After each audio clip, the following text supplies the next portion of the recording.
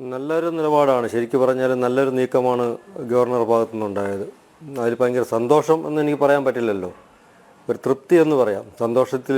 സന്തോഷിക്കേണ്ട യാതൊരു വകയും ഇതിൽ കാണുന്നില്ല. സന്തോഷിക്കേണ്ട മനസ്സ് ആ സ്ഥിതിയല്ല, ഒരു തൃപ്തി തോന്നുന്നു. നല്ലതാണ്. അവരവരുടെ ജോലി ചെയ്തില്ല എന്നുണ്ടെങ്കിൽ ബാക്കിയുള്ളവർ ഇടപെട്ട് അവർക്ക് സസ്പെൻഷനോ ഡിസ്മിസലോ കൊടുക്കും. വി സിയുടെ ജോലി നല്ലവണ്ണം ചെയ്തിരുന്നുവെങ്കിൽ സസ്പെൻഷൻ ചെയ്യില്ലായിരുന്നു, എനിക്കങ്ങനെ തോന്നുന്നു. ആ ഡീനിൻ്റെ പേരിൽ നമ്മൾ ഇത്രയും പരാതികൾ ഉന്നയിച്ചു, ഇതുവരെയ്ക്കും ആ ഡീനിനെ തൊട്ടിട്ടില്ല. ഡീൻ ഇപ്പോഴും സുരക്ഷിതമായിരിക്കുന്നു. രഹസ്യമായി പറഞ്ഞ കാര്യമല്ല, നമ്മൾ പരസ്യമായി തന്നെ പറഞ്ഞാണ് ഡീനാണ് ഏറ്റവും വലിയ കുറ്റവാളിയെന്ന്. അപ്പോൾ ഡീനിനെതിരെ അതിനൊരു കുറ്റമെടുക്കുക, അവർക്ക് ശിക്ഷ കൊടുക്കേണ്ടത്, നടപടി എടുക്കേണ്ടത് ബി സി ആയിരുന്നിരിക്കും. പക്ഷേ ബി സി അത് ചെയ്തിട്ടില്ല. അതുകൊണ്ടായിരിക്കാം ഗവർണർ ആ തീരുമാനം എടുത്തത്. പിന്നെ ജുഡീഷ്യൽ അന്വേഷണം അതിന് റെക്കമെൻഡ് ചെയ്തതിനും എനിക്ക് തൃപ്തിയുണ്ട്. അത് ഗവർണറുടെ ഭാഗത്തു നിന്ന് ശക്തമായ ഒരു നീക്കമുണ്ടായാലും എനിക്കതിൽ നന്ദിയുമുണ്ട്. കാര്യമെന്ന് പറഞ്ഞാൽ അത് മെയിൻ കാരണം എന്ന് പറഞ്ഞാൽ എല്ലാവരും പറയും പോലെ ഇനി ഒരു സിദ്ധാർത്ഥനുണ്ടാവില്ല, ഇനിയൊരു കുറ്റം ഇങ്ങനെ ആവർത്തിക്കരുത്, ഇനിയൊരു അച്ഛനമ്മമാർക്കും ഇത് സംഭവിക്കരുത് എന്നൊക്കെ പറയും. ശരിയാണ്, ഞാനും അത് തന്നെ ആഗ്രഹിക്കുന്നു. പക്ഷേ എന്നെ സംബന്ധിച്ചിടത്തോളം ഞാൻ പറയുന്നത്, എനിക്ക് ഈ കാര്യങ്ങളെല്ലാം ഇനി മറക്കണം. അതായത് എൻ്റെ മകന് സംഭവിച്ച ഈ ബ്രൂട്ടലായിട്ടുള്ള ഈ സംഭവം എല്ലാം എനിക്കത് മറക്കണം. മറന്നു കഴിഞ്ഞേ പറ്റുള്ളൂ. വേറൊരു അച്ഛനും അമ്മയ്ക്കും ഉണ്ടാവല്ലേ എന്നതിനേക്കാൾ ഉപരി ഇനി ഒരിക്കലും എനിക്ക് എൻ്റെ ഭാര്യയുടെ ചെവിയിൽ ഇങ്ങനെ ഒരു സംഭവം കേൾക്കരുത്. അത് തന്നെയാണ് ഏറ്റവും വലിയ ആഗ്രഹം. അങ്ങനെ കേൾക്കേണ്ട ഇടവരരുത്.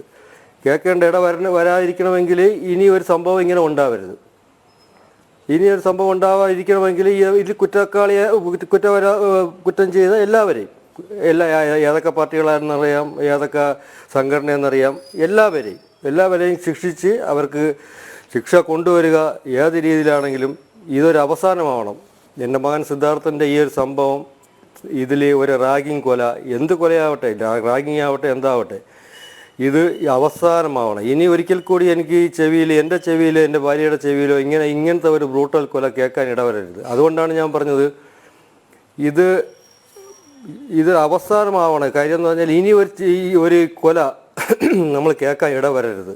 അതുകൊണ്ട് എനിക്കിതെല്ലാം മറക്കണം. എനിക്കും എൻ്റെ ഭാര്യയ്ക്കും ഈ സംഭവം എല്ലാം മറന്നിട്ട് അവൻ്റെ നല്ല കുറച്ച് വിചാരം മാത്രം നമുക്ക് മതി. അവൻ്റെ കുട്ടിക്കാലത്തുള്ള വിചാരം മാത്രം ഇനി നമുക്ക് മതി. വേറെ ഒരു വിചാരവും നമുക്കിനി വേണ്ട. കൂടി പറഞ്ഞാൽ അവൻ്റെ 7ാം ക്ലാസ് അല്ലെങ്കിൽ 8ാം ക്ലാസ് വരെ പഠനം, മാക്സിമം 10ാം ക്ലാസ് വരെ അവൻ എങ്ങനെ പഠിച്ചു, അതുവരെയുള്ള വിചാരം മാത്രം നമുക്ക് മതി. ആ കളിച്ചിരി അതുവരെയുള്ള മാത്രം വിചാരം നമുക്കിനി മതി, എനിക്കും എൻ്റെ ഭാര്യയ്ക്കും എൻ്റെ ഇളയ മോനും.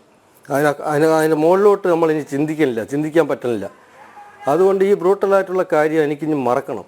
എനിക്കും എൻ്റെ ഭാര്യയ്ക്ക് മറന്നേ പറ്റുള്ളൂ. അത് മറക്കണമെങ്കിൽ ഈ കുറ്റവാളികളാണ്, ഈ ചെയ്ത ചെന്നായ്ക്കളെക്കാട്ടി അപ്പുറം ചെയ്തിട്ടുള്ള എല്ലാവരെയും ശിക്ഷിച്ച് അകത്താക്കണം. അകത്താക്കി കഴിഞ്ഞാൽ മാത്രമേ ഇങ്ങനെ ഒരു വാർത്ത ഇനി എൻ്റെ ചെവിയിൽ വരരുത്, എൻ്റെ ഭാര്യയുടെ ചെവിയിൽ വരരുത്. വേറെ അച്ഛനമ്മയ്ക്ക് ഉണ്ടാവില്ല എന്നൊക്കെ പറയും, ശരിയാണ്. അങ്ങനെ വരരുത്, ഒരിക്കലും വരരുത്.